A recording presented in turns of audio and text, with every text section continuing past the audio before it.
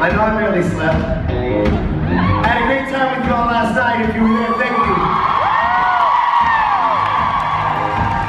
But today, the big guys are in the house. I mean really big. They're really tall guys. Super big guys. We also got Jay Gable in the house.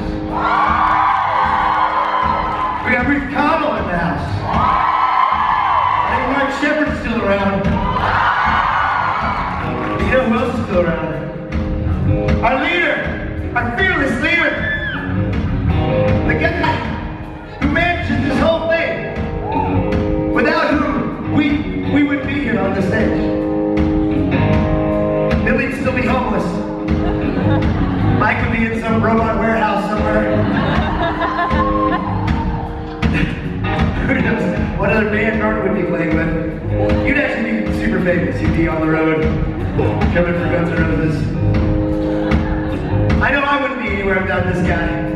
Give it up for the High Priest, Mr. Richard Spike Jr.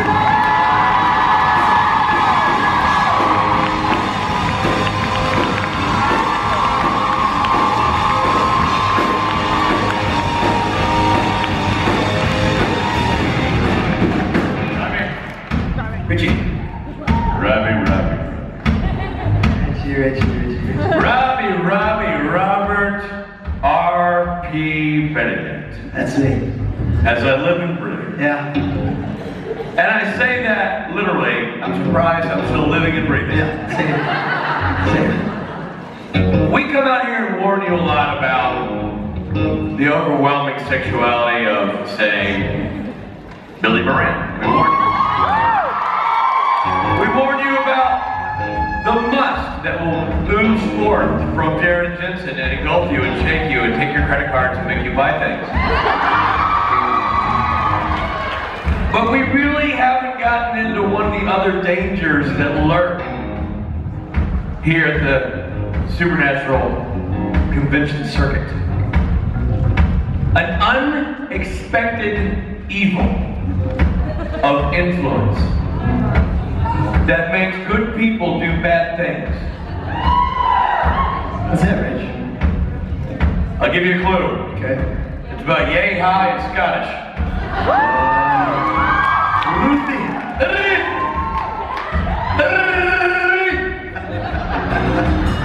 Ruth Connell. Ruth Connell's not a good influence. No. Ruth Connell's not a person to be trusted. Her decision making is not based on sound reasoning. She doesn't believe in bedtime. She clocks me and what's the clock? If the clock.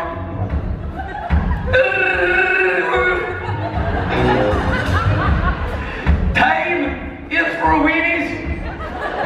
And we forget that she drinks bourbon like, she drinks scotch like it's... She brushes her teeth with it. Yeah. It doesn't.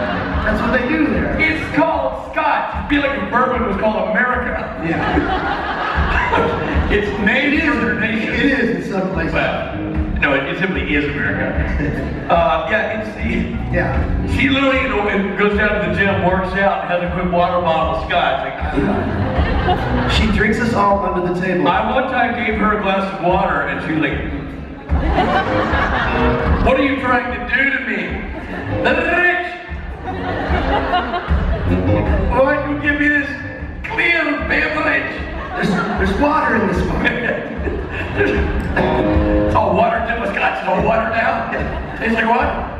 So I feel bad for that. So I feel like this is the time to clear the air because Robbie and I, your safety is our Main concern. 9th concern. It's the top 10 concern. And we realized we sort of left out Ruthie. We've got to give her a pass, and I think those days are done. I think it's time people know. I know that she's been toying with Robot Mike Warha's Mechanical Heart. We all know that. We see that play out on stage. It's feeling real feelings for the first time. But you know, you can't blame a robot for trying. Now you're Cambridge. I do not have my blame mode. But you certainly can. And Ruth, where Ruth gets you is she's the one who says, "Oh, no, not tonight.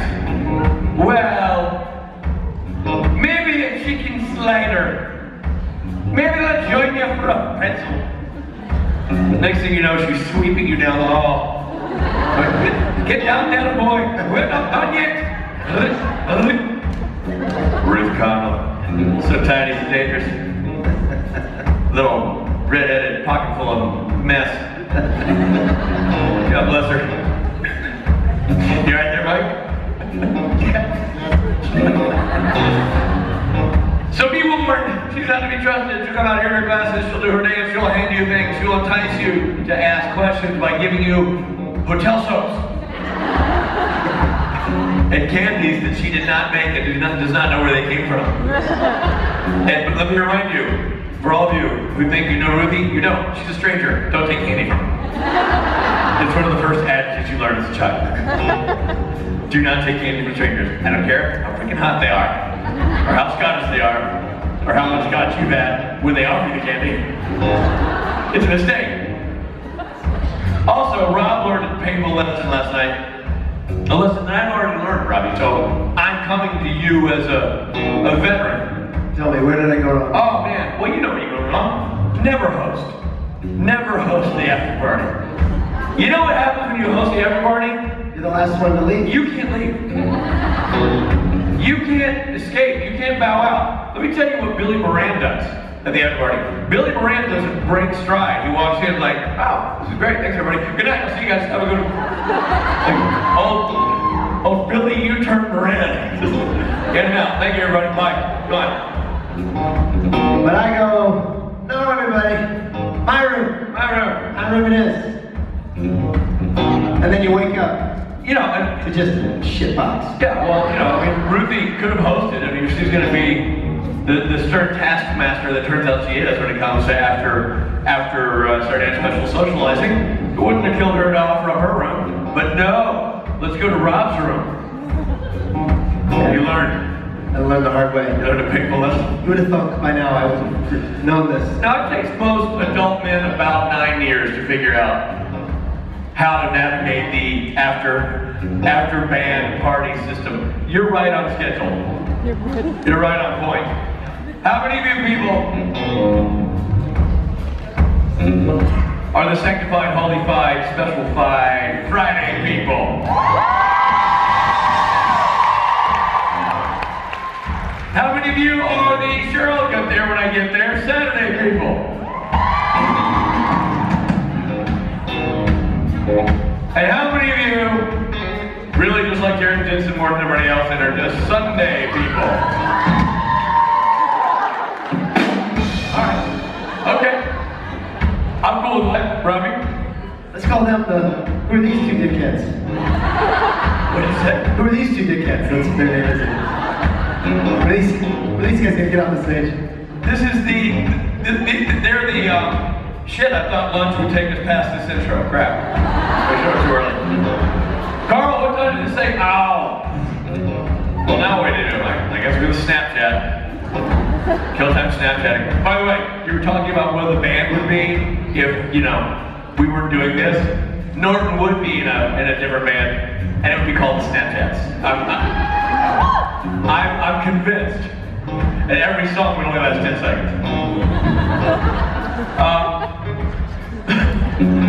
Ladies and gentlemen, we have been on a ride with you people. We come to your town, to your burg, to your nation capital adjacent city, and we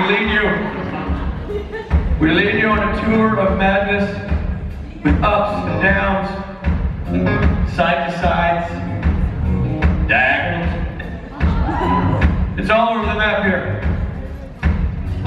And we do it because we love it, because that is the world that we exist, in which we exist. That is the world that we inhabit.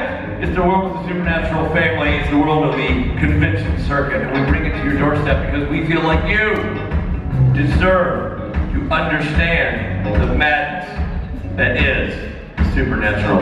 How many of you are experiencing, whether ye be Friday, Saturday, or Sunday, how many of you are experiencing your very first supernatural convention?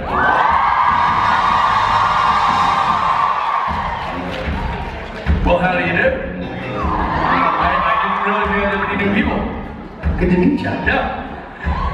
Are you suddenly in Fargo? Good to meet you. Well, that's awesome. We love new people.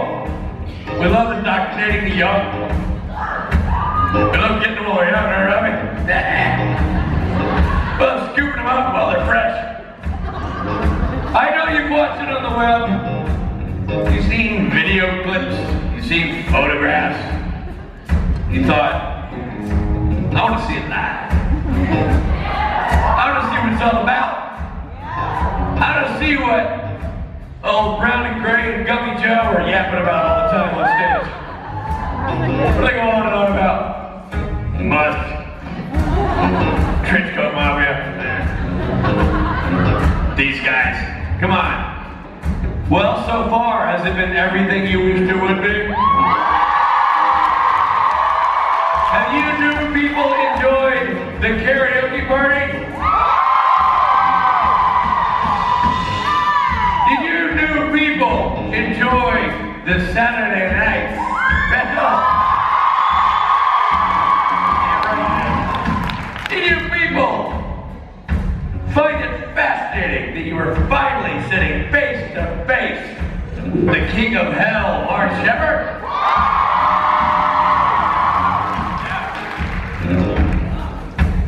And how many of you found yourselves pinching yourself to be sure you were dreaming when you finally got to see the statuesque figure of Mr. Collins take the stage? OMG, I love him so much. I love him so much. OMG. Mr. and Mrs. Cindy Collins. Heart, heart, heart, heart, heart, heart, heart, heart, heart, heart, heart. TLA. You don't understand, Dad. It's TLA. True love always. Give it the program, Robbie. I'll talk to you later. Oh, it is? No, you're right. I'm wrong. Talk to, yeah. You gotta there. You gotta throw some other letters in there, though. I'm 80. I think it's fantastic you people are here. I hope you're having a good time. I know we are. It's been an amazing weekend. Some of these conventions come and go. We think, what the hell just happened? This time, I think we're in the pocket. I think we're making it work. You people are here. You've been great since day one. Proud of you. We asked a lot. If you come here thinking you're on vacation, you are effed in the head. This is work. This is line standing and waiting around and walking around and the emotional upheaval of seeing people you fall in love with from afar. People who do things to you that are not right. But they're also not wrong, let's be honest. Okay. Better than a sharp stick in the eye, right, Rob Mike? Yes, Rich. Your typing is impeccable, by the way. Thank you, Rich. There's always a beat where he goes, robot. Because I can tell Mike is literally thinking about the baseball game and what's happening right now. All right, which is on. Right, get out. Rich, that's how he answers every email. Now you know how we feel. Yeah. We would not be doing this show at the level we were able to do it if we did not have the consistent, persistent soundtrack provided by Loud and Swain. They keep the show rocking and rolling and holding down the group for the whole weekend, so please give me a warm welcome for the drummer, Mr. Steven Snapchat Norton.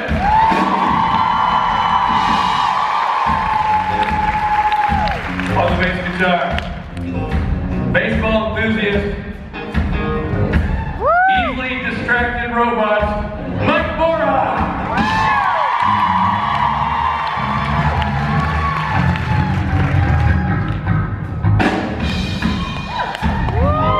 Now he's back to sleep. And shut down. And playing the guitar, dear sweet mother of mercy, this guy, quiet. It's always the quiet ones, you know what I mean? It's not Johnny Yap Yap like Robbie and me. We're no threat. It's always the quiet ones. Won't you just saunter in? sleeve shirt opened over their t-shirt. Their beard, got that beard on. Woke up this morning, snapped on his beard. Zipped up those leather boots just to antagonize the women folk. Looked at himself and he thought, I'm going to go with the glasses. I'm going to put the glasses on. And then he comes out here like no one's going to notice that he's not some badass mofo musician who tears it up day in and day out with his sexified, sultrified guitar style.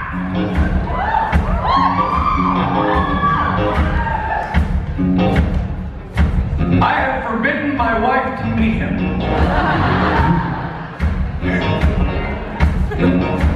He makes me that uncomfortable. Ladies and gentlemen, playing the guitar like nobody's business, Mr. Billy Moran!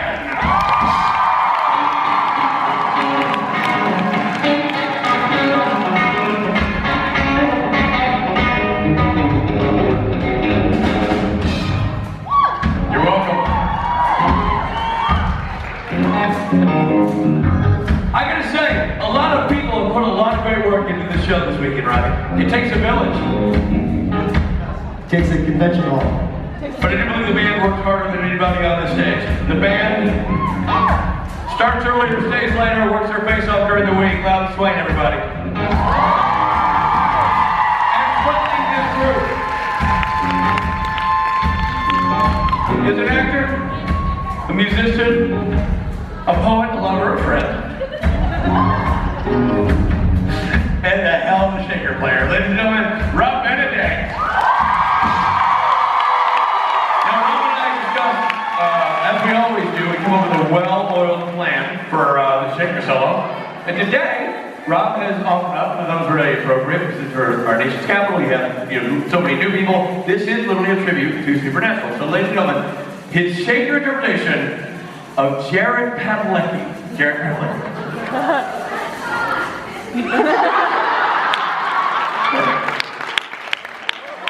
Now, of course, a shaker interpretation of Jared would not be complete without a shaker interpretation of his compadre, Jensen, everybody. There you go.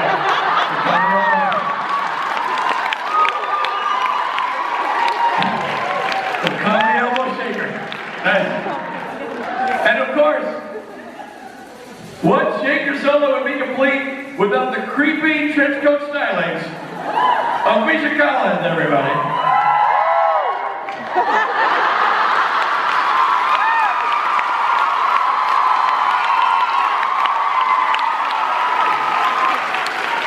And of course, everybody's favorite curmudgeon, Mark Shepard.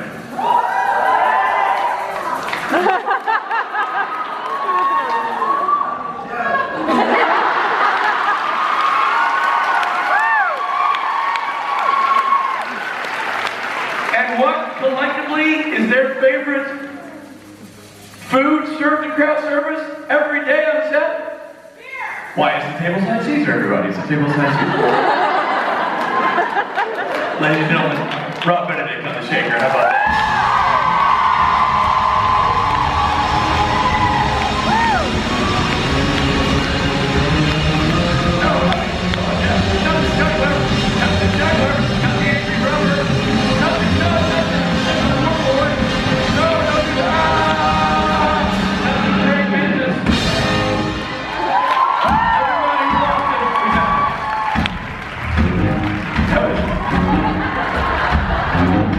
That was great.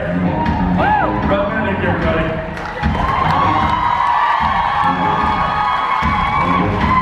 Feel a lot better. Let me tell you something, man.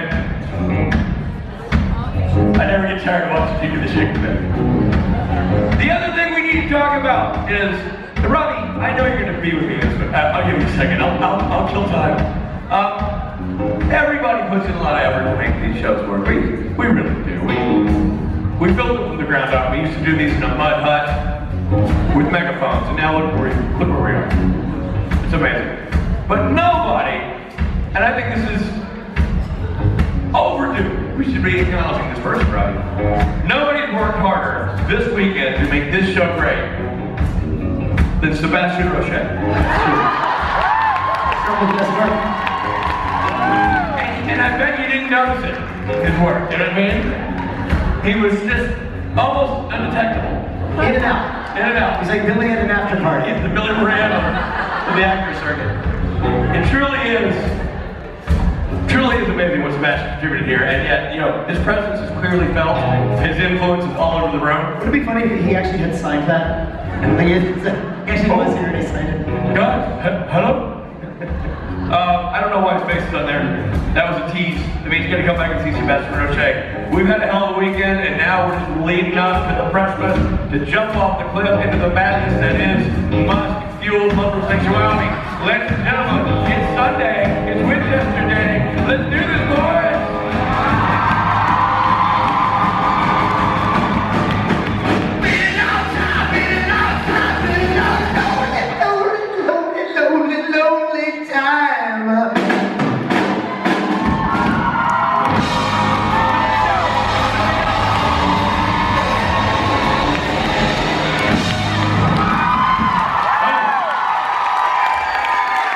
I wasn't kidding when I said it's Winchester Day, because we got a boatload of Winchesters. All of them tall, all of them handsome, all of them smell like bowls of candy. Ladies and gentlemen, put your hands together for Mr. Jake Abel!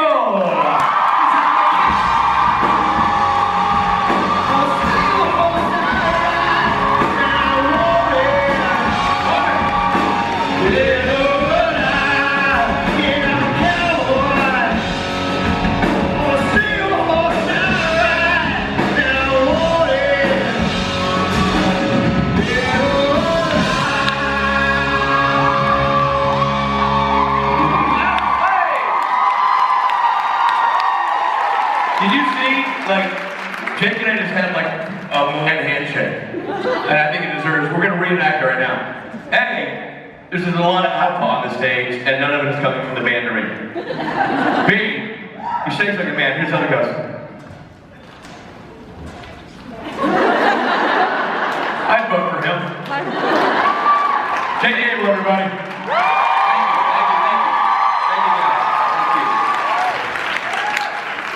I can't see a thing. I'm not sure which is my chair. I'm gonna take this one. Can everyone see? Are we good?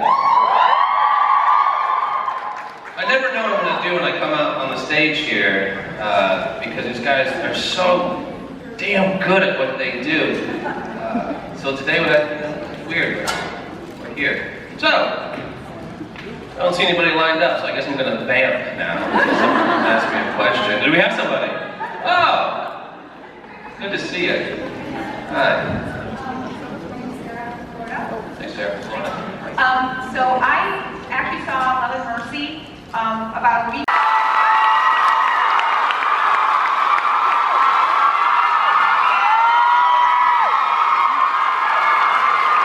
This is your oldest one.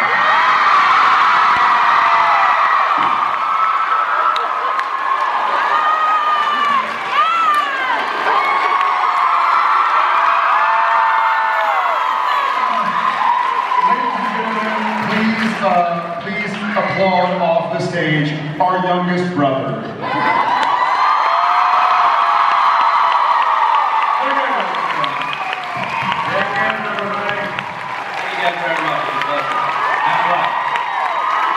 Good luck. Watching the DC and DC adjacent neighborhoods, let me make this official. Ladies and gentlemen, Jensen and Jared Padalecki.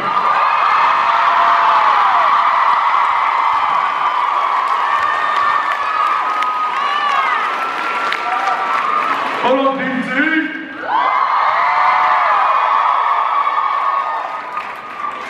Or, hey, Washington, DC! Now, we're Virginia, sorry. Or Maryland. Some people just yell for all three. Or, I got one, Dubuque. So, Norton.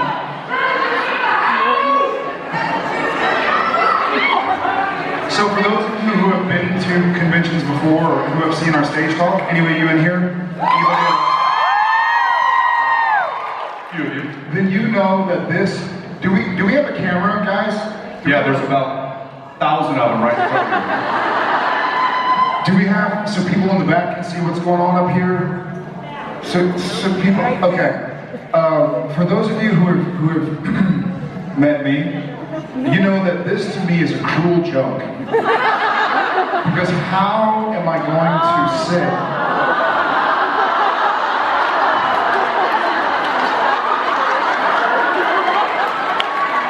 Next question. you. I have an idea. Just sit in it like a normal human being. Who is normal? But I'm not a normal human being. No, you are not.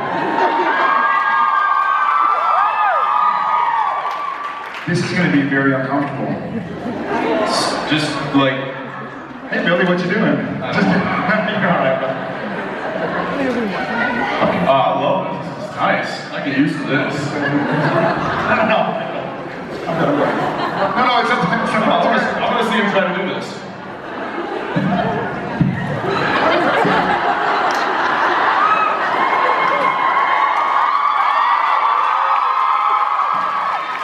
I don't like it. I don't like it one bit.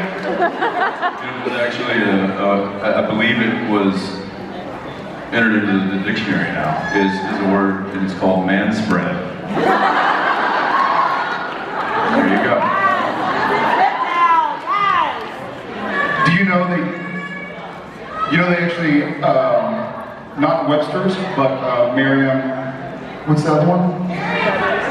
Merriam-Webster, okay, Not Webster, the other one, Miriam, something.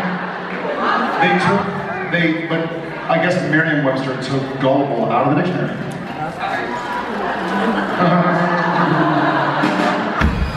Thank you. Is man spread what I think it is? It's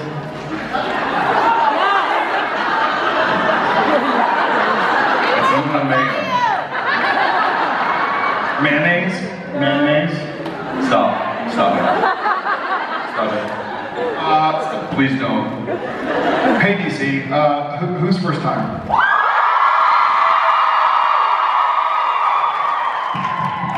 Welcome to our large dysfunctional family. We love you, you love you, and I hope you all had a great weekend so far. And I hope it gets even better right here, right now. Why? What's about to happen? Check it out, just wait and see.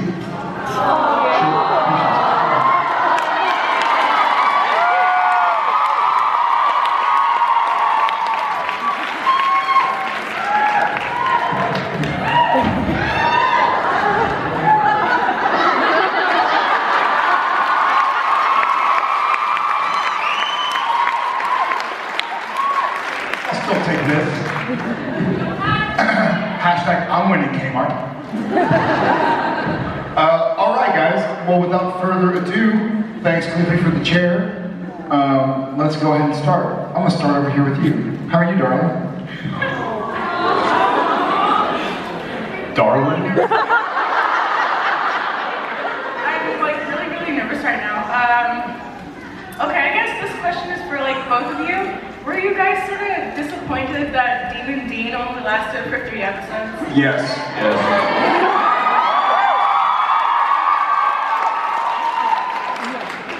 Yes, big time. And I was the most disappointed because when Demon Dean was doing Demon Dean things, it meant that Sam, aka Jared Padalecki, was not on camera, so he was off. And he was in Austin. And he was wakeboarding. He was sleeping in. But the ratings were higher, so. Works for me. Winning! I wish you'd lasted longer. Yeah, I think they were in a hurry to kind of get back to the story they wanted to tell, and that did not include Demon Dean. So I wish they would have lasted, 6, 7, 10 episodes. Seasons. Maybe not that much. Yeah. What about you? Did you Did you wish it would have gone on a little longer, or were you sick of it after the first episode? At least like 3 more episodes. 3 more? Yeah. Oh well. Can't win them all. Soulless Sam lasted for like 10 episodes.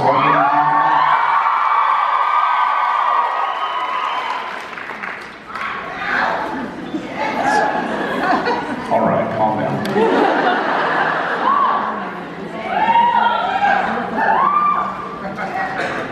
Hi.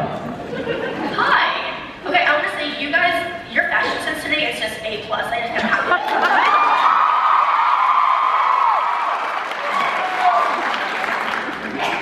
Wait, what? You're looking good today. Thank you. So do you? You're welcome. Pull over! Pull over! No, it's a cardigan. Thanks for Wisdom. that. Pull over! Killer boots, man! Sorry. Dumb and Dumber reference. That's too late. So I just, Thanks.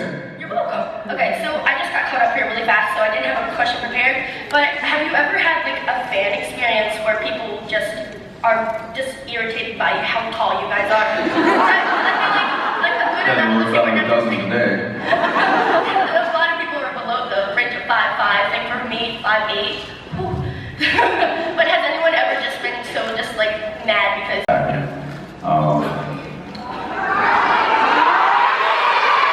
Hey, she asked me. Yes, certainly Charlie and Bobby and Kane and Benny and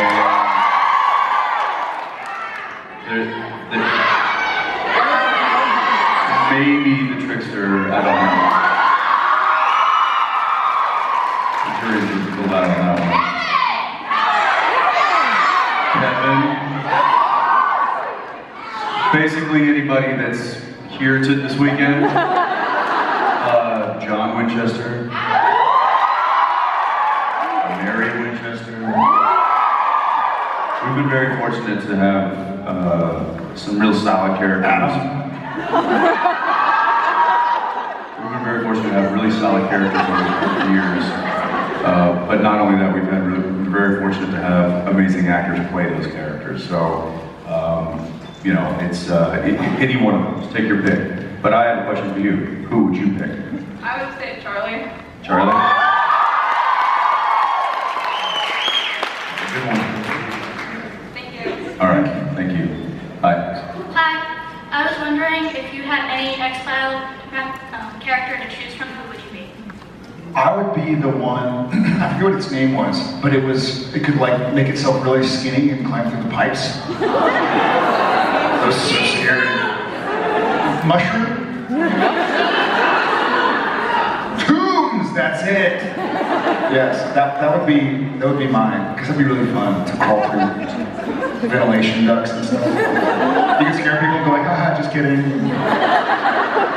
Scare people again, be like, haha, just kidding. Just kidding, man. Duh. I think if I was Toons and I was able to make myself like a worm, then I would go up to somebody and be like, does this dress make you look fat? Then I would stretch myself out a little bit. Does it still make me look fat? Like a little bit. Then I'd stretch myself out even more, be like this big, and you know what I'm talking about. I don't, because I don't wear dresses.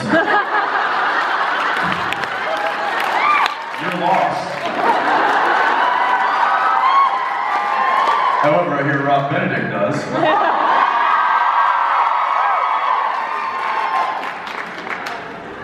It's true. Billy's face is like, Billy's not happy. Norton, on the other hand, is like, yeah, he did. I love it. thank you very much. Thank you. Hi. Hi. Easy for you to say. What's it like working with all of the children and teenagers on the show? To be told the truth. It's great. I love it.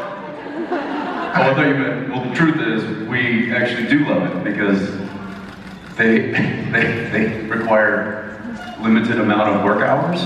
Usually that means that we have to, but sometimes they're like, listen, you know, we have to get the kid out in, you know, in like 8 hours, when normally we would be shooting 13 or 14.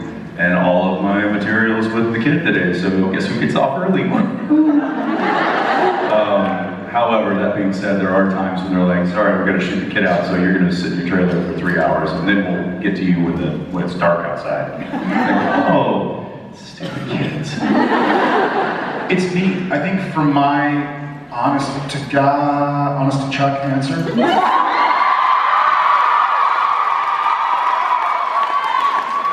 That one's not gonna stay. It's a double-sided sword, double-edged sword. So it's wonderful because I love kids and I love adolescents. It's so neat to be around people who are in the formative stages of their life. They're figuring out who they are and they're exploring. And I'm like, oh yeah, like what a cool time in life. I remember being in high school and I hated it. But I remember but in hindsight, I'm like, oh, I learned a lot. So it's neat to be around them as human beings. I always feel like, and this is on me, this is not on anybody else, but I feel like I wouldn't, my kid would have to beg and plead me to let him be in a movie, you know what I mean? Like, we're making jokes on set, and they're having to work, and like, the industry has been pretty difficult for me, believe it or not. It's hard to be in front of people, it's hard to be judged, and now with social media, you know, a million people tell you they like you, but then 100,000 tell you they don't, and so you kind of focus on 100,000 tell you they don't. And I don't like that, I don't like the idea of that for a formative mind, because a lot of people take it more seriously than they should, myself included. I love you back. I know you do.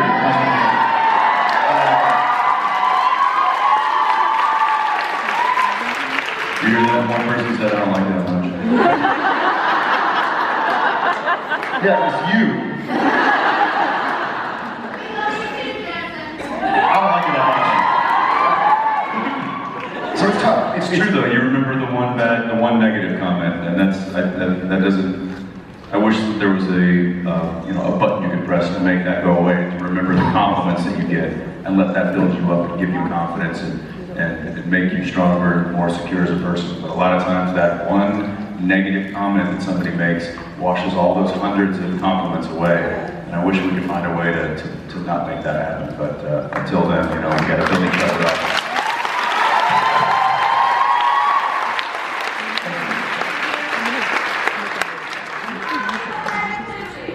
What's that? None of us do. Amen.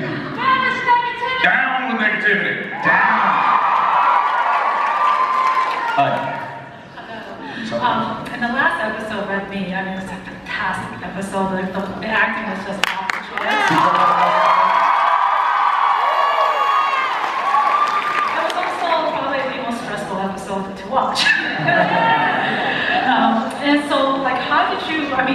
Did you have to research the, pretending to be dead? Did you have to hold your breath? When you're like when we thought you were dead. Like, how did you research that? I will say just a little insider info. Fun fact. A little fun fact. When we were watching the episode together, for those of you who knew, Jared and I and Misha and Rob all watched it together. And when Sam wakes up from being presumably dead, I actually go, "Oh, he's awake!"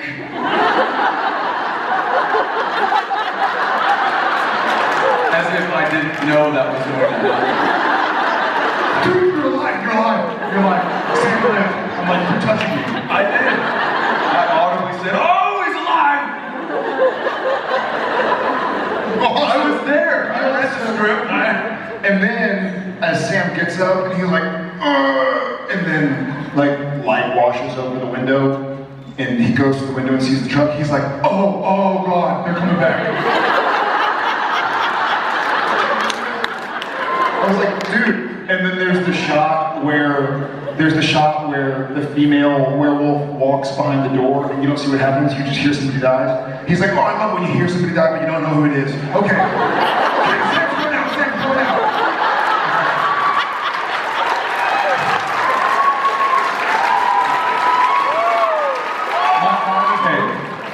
like the show.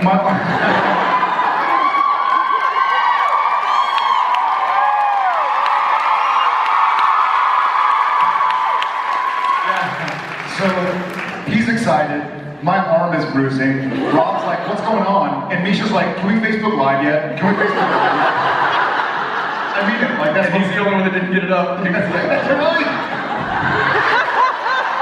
more missing one. Get it.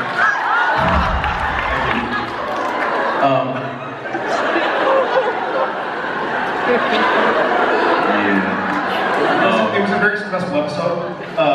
It was very stressful. And episodes like that, I think at one point I did. I grabbed You him. did? I grabbed him twice, and then Rob said something, and I just went. he's like passed out to me. Why do you guys hit me? Why do you keep hitting me? Yeah, it was a tough episode. There was no specific research, but it was just one of those where you're like, I started reading the script, and I was like, what do you mean Sam gets shot? What do you mean that I get choked out? For those who haven't seen it, earbuds. Spoiler alert. Why is Dean swallowing pills? Like, there were so many great homages. There was like the homage to Revenant, the homage to Romeo and Juliet with like both characters.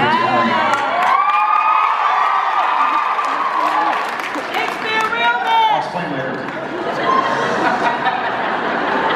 It was a great episode. I'm glad y'all guys liked it. And Nina was amazing. So yeah. Thank you. Hi. Hi. Hi. So first of all, we're not short, we're fun-sized. You wouldn't disagree. Then what am I? You're just adorable, so. Calm size. I was gonna go with king size. So my question is for Jensen. In the last episode, I know you said it was hard for you to imagine Jared dead before, so I was just wondering how you coped with doing that scene in the last episode. Jared dead or Sam dead? Either one, they're the same thing.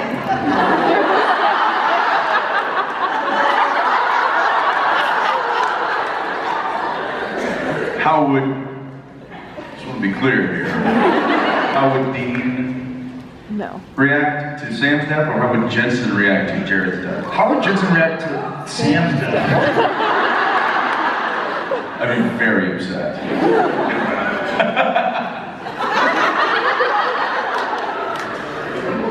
What do you mean I'm in every scene?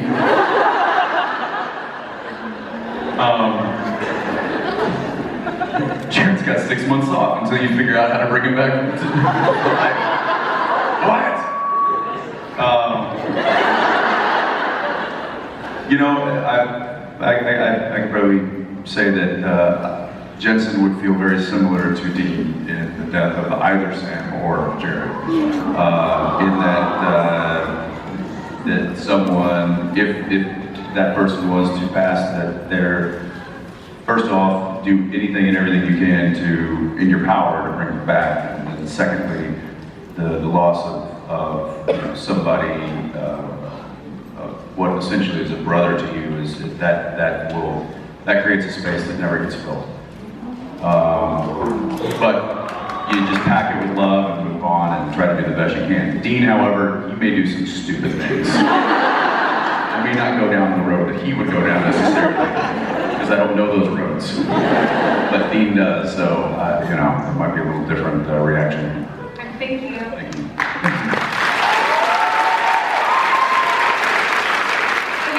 Okay, first of all, Jared, I'd like to say sorry for having like a nervous breakdown in your photo op. How dare you?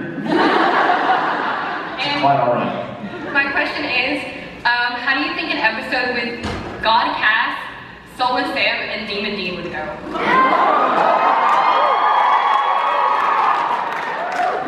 God, Cass, Soulless Sam, and Demon Dean.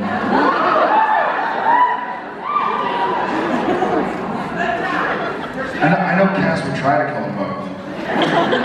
But Cass being part Misha, Cass would probably die first.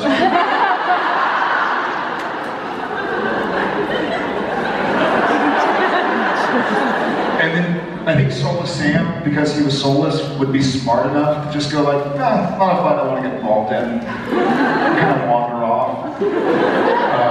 And Demon Dean would be karaokeing I'm Too Sexy.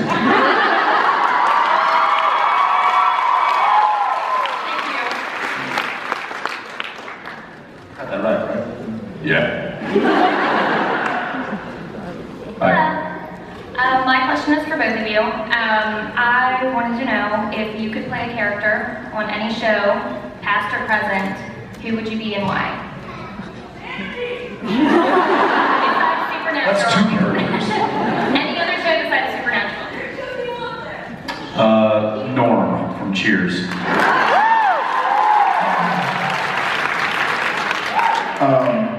Eric Brady from Days of Our Lives.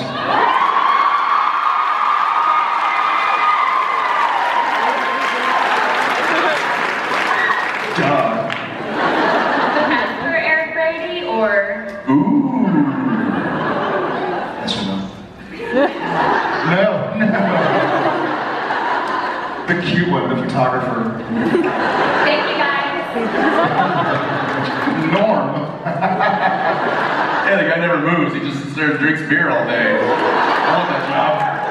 Oh, Jerry Bean from House. He just laid in a hospital bed for like 8 episodes. Grey's Anatomy. That's what I mean, Grey's Anatomy. What are the hospital shows? Something with a doctor in it. Hi. Hi.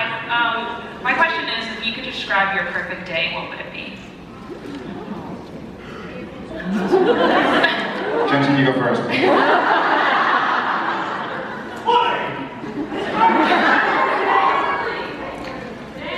I'd wake up with some pie.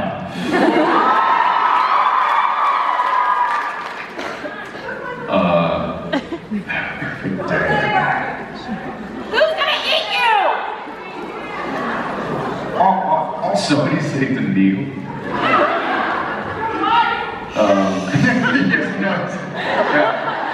Yeah, Daniil. But that came after the question, what flavor?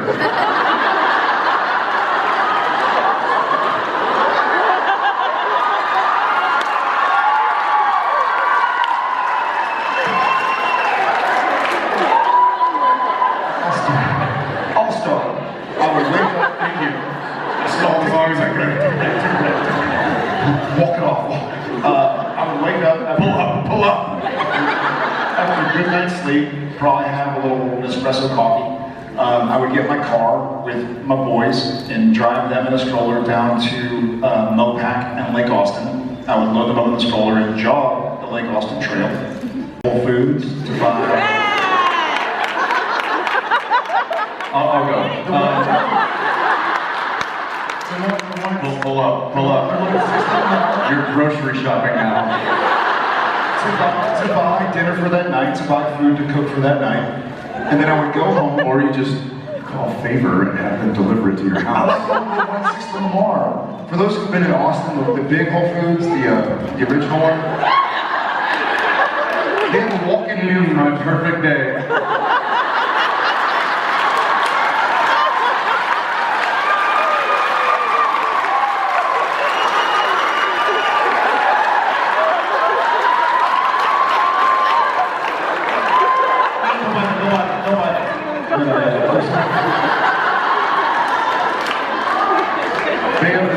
They have the best materials.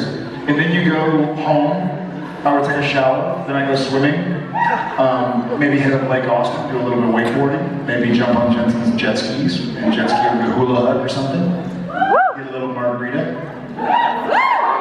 Then I go home, take a nap, wake up, have dinner with the family, nice bottle of wine, and then get to bed as early as possible. Getting old. Waterburger, I heard some Waterburger. Way to go, girls. Jensen. I would get up, go down to the jet skis, remove a few parts, make myself a margarita, sit on the deck, and just watch him struggle.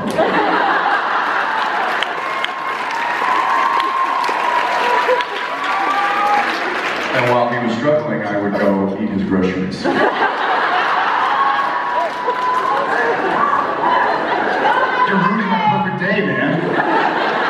It's my perfect day. Thank you very much. You got it. Yes. Hi guys. How are you? I'm good. How are you?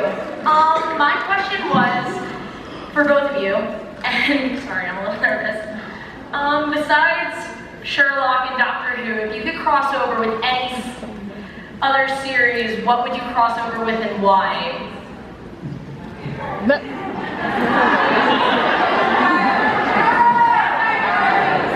Yeah, I crossed over with Arrow to make Steven look short.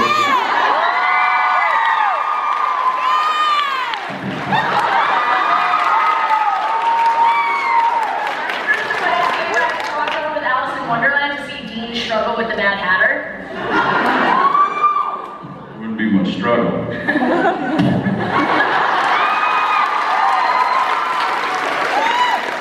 That Hatter wouldn't be so mad anymore. He's dead Hatter. Thank you guys. Thank you. Hi. Hi. So this is my first con, and I'm kind of gobsmacked about the scale. And you kind of, this TV show has kind of turned into several movements actually with the foundations you've started and Misha has started. So my daughter Isabel, who's in the row in 35 back there. Hi, Isabel. She's the one who got me into the show. She has rainbow hair, kind of like Rainbow Bright, you know, the My Little Pony. She's gonna hate me for You know what years. that is? Go, Do ladies. you know what that is? I was hoping you could tell me. Rainbow Bright, My Little Pony. Oh, Anyway. right.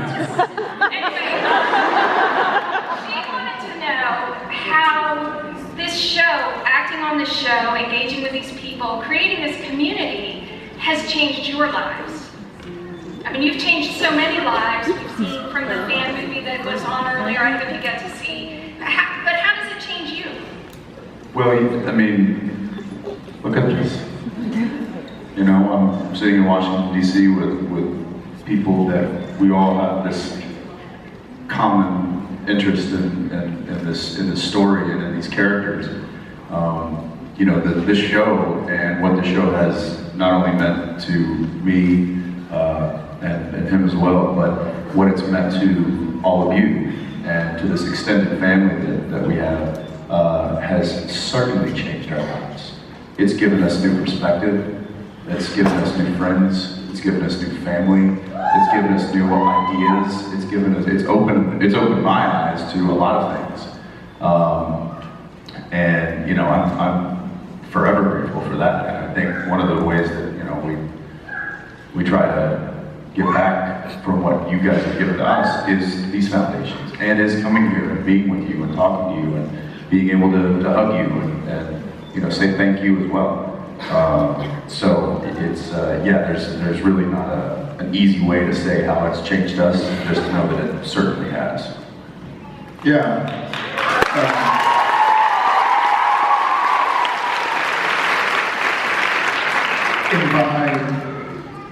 By virtue of I only know the way my life has unfolded for the last 11 years, it's literally impossible to say how my life would have been different. I know I'm touched deeply and forever touched. But I think the great thing about Supernatural, and this started at the get, we were having meetings with the writers about like what the show is about. At the time the network had like, I think Buffy and Angel and Charmed. They're all great shows in their own right, but not the show I wanted to be on. And this show, and meeting Kripke, who spearheaded it all, he was always so interested in the Winchesters' struggle, the hows and the whys.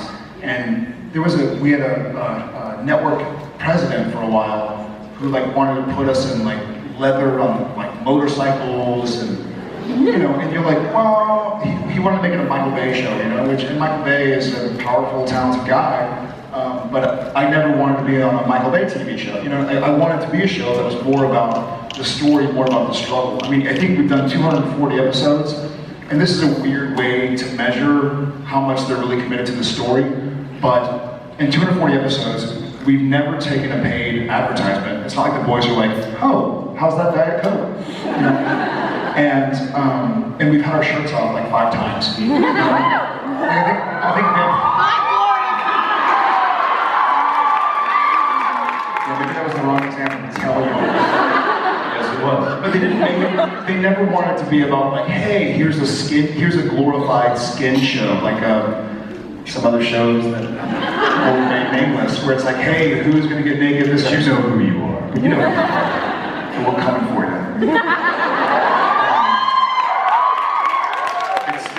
It stayed about a struggle, and I think that's the tie that binds us, that helps us bond. So I hope it's been the same for y'all guys. Thank you. I will say that one way it changed me is yesterday. We got back to the hotel and I ordered just stuff to snack on. So we were having a little meeting in the hotel room. And so I ordered, meeting. And I ordered some chicken wings and some like crab cakes and some hummus, right? And it said it came with garlic. And I was like, hey, is the garlic already in there? Is it heavy garlic? Because if so, I'm not interested. He's like, no, it's fine. You're not gonna be able to kill vampires. And I go, well, that's all right. I already do.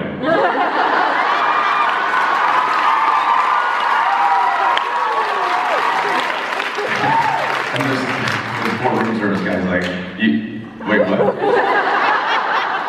And I'm like, yeah, that's my day job. He's like, killing vampires? And I'm like, yeah, demons, ghosts. Basically a lot of things that you wouldn't really want to mess with. And he's like, what do you do? And then I go, I can't tell you. Okay, sir, it's we'll have your order up in less than I'm like, damn right you will. It only could have been better if you said, is there garlic on it? And he said, did you ask for garlic on it? No. Is there garlic on it? Thank you. So this is also a question for each of you. Over the course of the series, what is a scene that you have found really difficult to do, either because it was physically difficult or emotionally difficult, or you just had trouble figuring out how you wanted to play it for your character? I'll let you think. I've got not one scene in particular, but and some of you know this, I've talked about this before, the Soulless Sam storyline was really difficult for me as an actor, because the choices that I was making for Dean and the character of Dean that I kind of grew with, a lot of that was based on his relationship with his brother. And I found it very difficult for me to find a foothold in how to play Dean with this different version of Sam. And I know some of you, and look, kudos to him, he did a great job, and I know you guys really liked that storyline, but I was really ready for it to be over, because I was ready to get not only Sam back, but I was ready to get my Dean back too. So.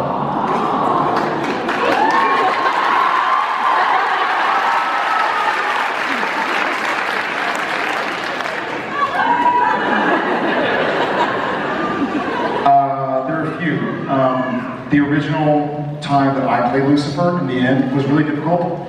The original time I played Gabriel, anytime you're kind of creating a new character, you're like, geez, I've been on this show for years, and I have to kind of like play a completely different character. The Lucifer on Sam stuff, where it's anytime you have to act with yourself, it's pretty difficult. So the mirror, Lucifer Sam, the Sam to...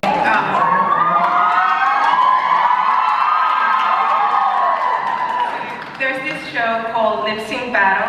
I forgot the channel that it is on. It's hosted by LJ. And a lot of different shows, they bring their actors in there and they battle during songs and lip sync. Yeah, we get it. What else? So, yesterday, I see where this is we going. asked the question to Misha, and he promised that you guys from the show would do a lip sync battle. So my question is, well, sometimes it's here. My question is, which song would you choose, each one of you? Any song that you can sing. Which song would you choose? And in song, would you tell us? She asked you first. Sorry, she's looking at you.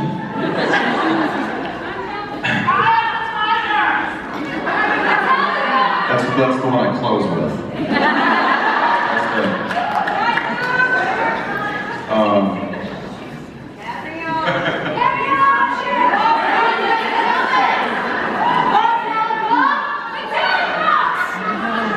He's my angel!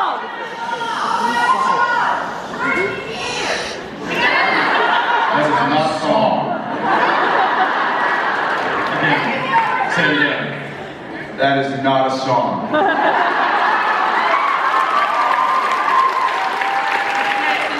That's kind of more ventriloquism. I don't know if that's necessarily. What's that? Can I suggest one? Sure.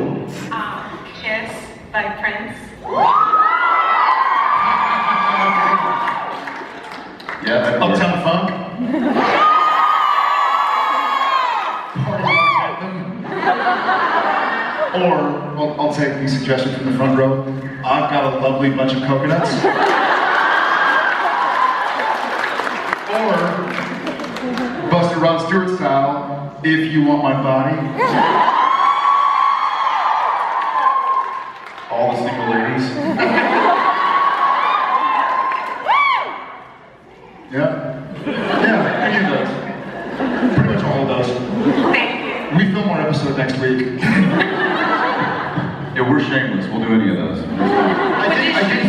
did hear they did a social media, what do you call it when you ask a political question and answer it? Panel, what? Survey.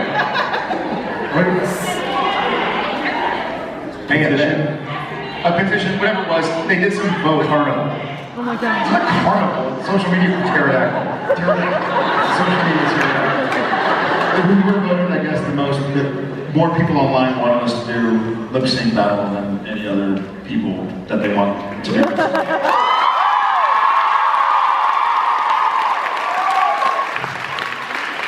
I do. I caught that one that Channing Tatum did. I'm like, not me. I ain't putting on a wig.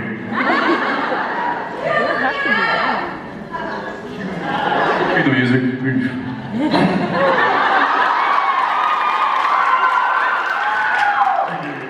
Thank you very much. Thanks.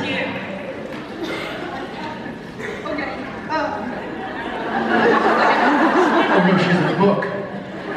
Like old school, I'm sorry. I wrote them all down in my notebook. First off, Jared, I have a Jared question, real quick. I know them both very well, so. Well, because it's during the French mistake. When Sam and Ruby go upstairs, was there? Yes.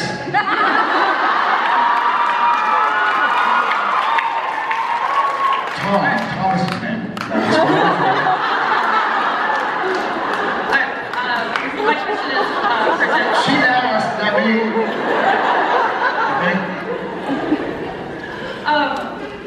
Do you think Dean's time with You wrote it down. If you said Ruby, I'm gonna kill you. how do you think Dean's time held with Alistair influenced his inability to control the mark of Cain?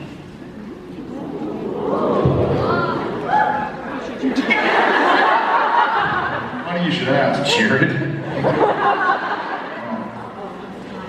I think it influenced his ability to hold a lot of things. His bladder. His opinions to himself. My heart.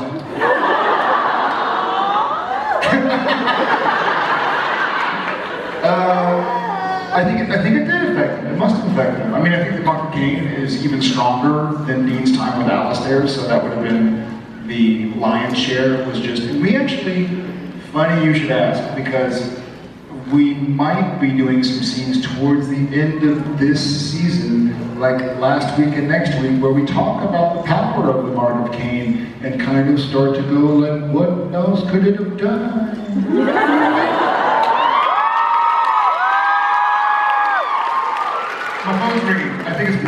inspiring me. Yeah, or we don't. He's making this up.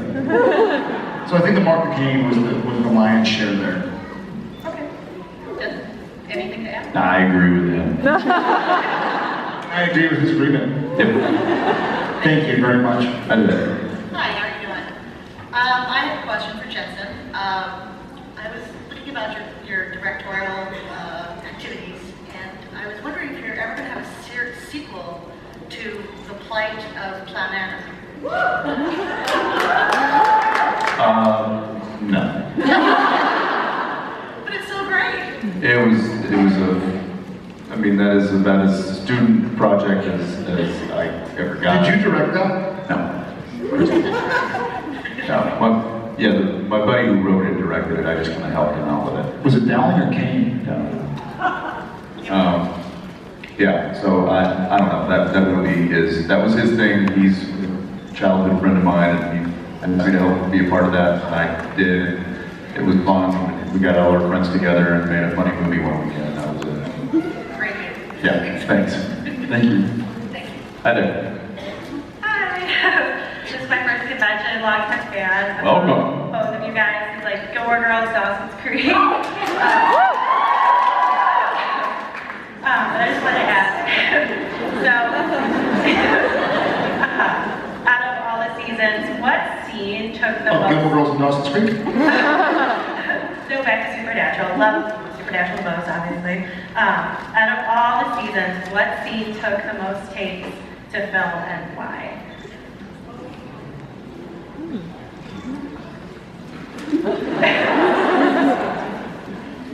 Sam Winchester keeps a ruler by the bed, and when he wakes up, he likes to.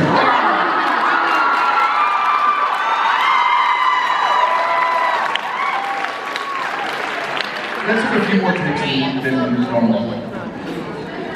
Generally, any scene that has he and I in it with Misha tends to take a lot longer than it probably normally would with anyone else. Or with everyone else. I will say that Rob's probably back there. He did mention it.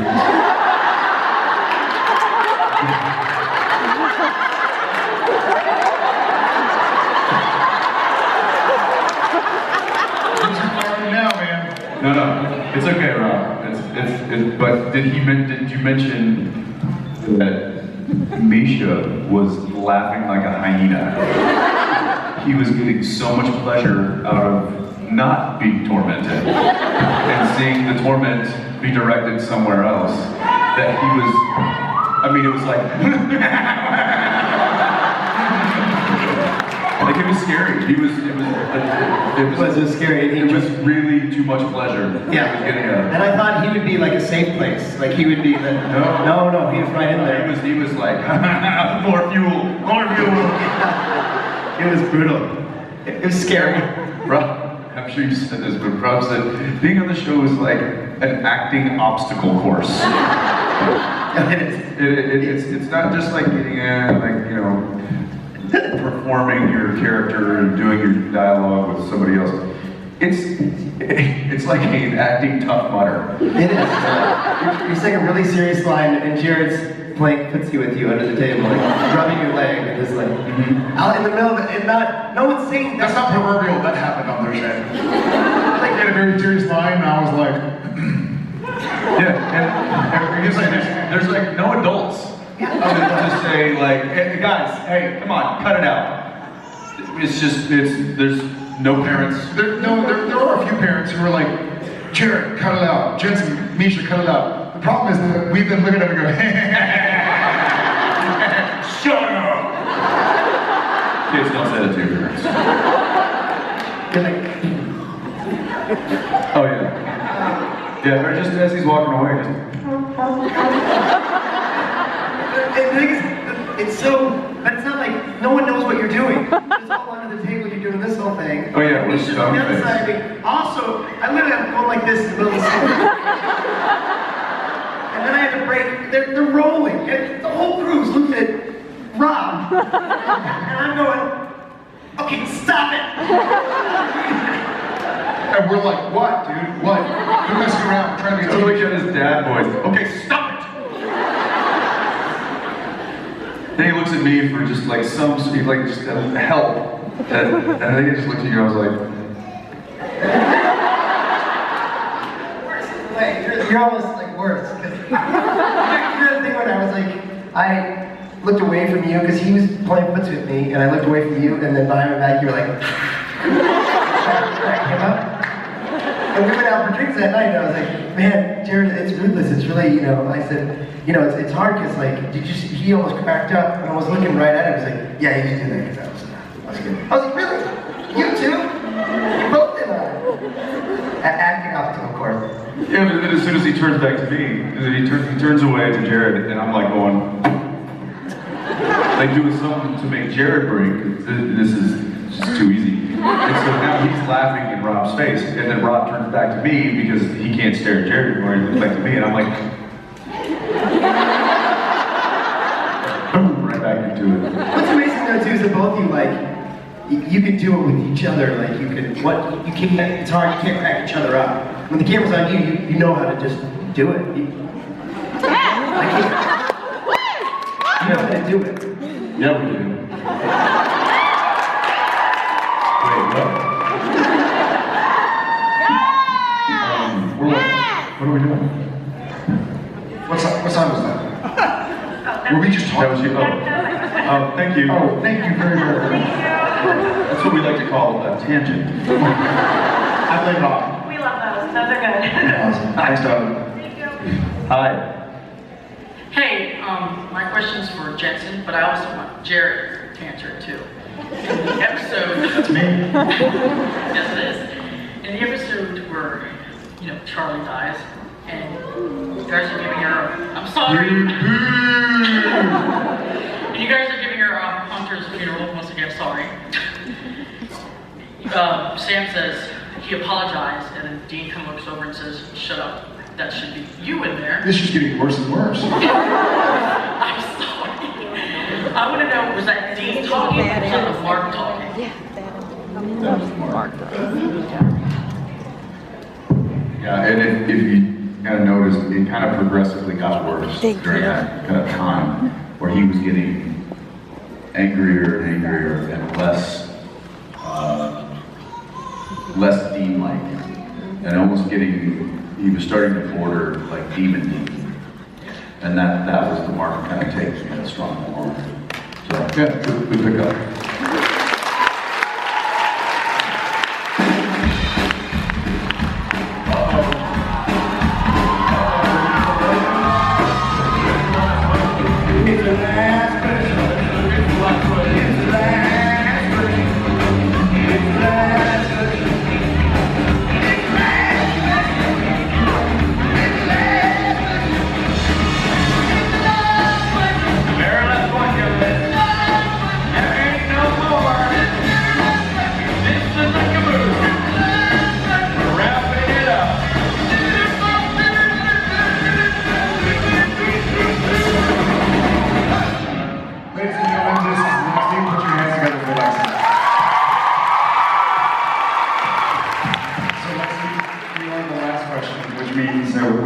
Drag you on the stage, and you either have to or get to ask your last question in front of everybody. So if you're comfortable with that, then all right.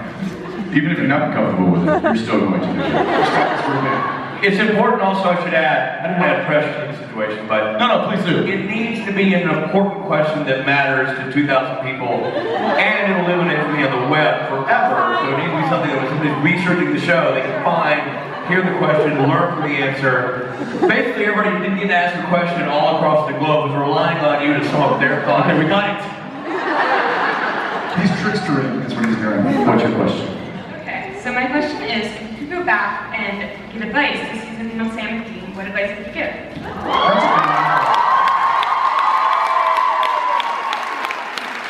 Take that. Suck it, trickster. Yeah. I hate it when stuff works right. Question mark. Do you want to start the ship, or do you want to? Advice. Wow. Well, there would probably be a lot of things.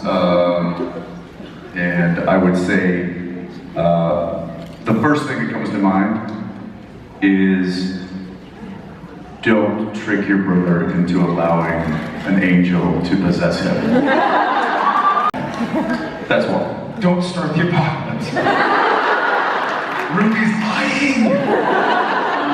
My advice would actually be to Jared, because I've had some ups and downs, some I've talked about on social media or in interviews, and a lot of my downs, I let myself believe that it wasn't going to get better. But I had a lot of friends and family telling me it was going to get better, and I was able to keep on long enough for it to get better. So 33-year-old Jared would tell 22-year-old Jared to always keep fighting. Keep fighting.